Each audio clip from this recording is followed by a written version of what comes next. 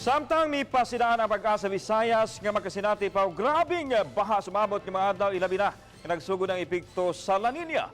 Samtang gihulagway sa pag-asa nga dili kasarangan ang nahitabong unos niadtong adlaw Biyernes nga misangpot sa grabing pagbaha. Ani ang akong report.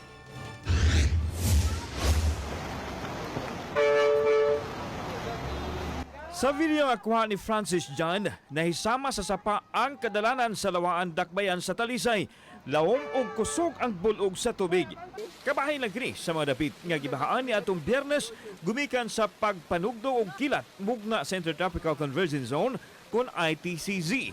Niadtong adlaw miabot sa 60.4 mm o 300 mil kapin ka baril nga maabot na sa halos usa ka bulan nga uwan. Unsa may karakteristika na Intertropical Convergence Zone, gi-expect na nag-heavy rain, cause flash floods, doon ay mga thunder and lightning, possibility doon ay mga water spout or tornado. May pasidaan sa Nevada nga masinati pa ang grabing pagbaha. Samtang ipatinaw sa pag-asa nga ang pag-ulan nga nasinati karon dili pa hinungdan sa bagyong Butchoy nga gigiragdang mosulod sa nasod ugma sa gabi o sa Miyerkules sa buntag. Ang atong ipaabot og what we have experienced for the few days nga ulan, expect na yutang more rains, more baha to come. Samtang nangandam na ang mga local government units sa epekto sa daotang panahon.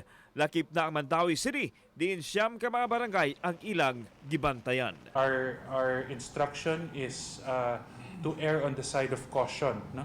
When it comes to evacuation. That means as soon as it seems that the evacuation will be necessary, we will do it.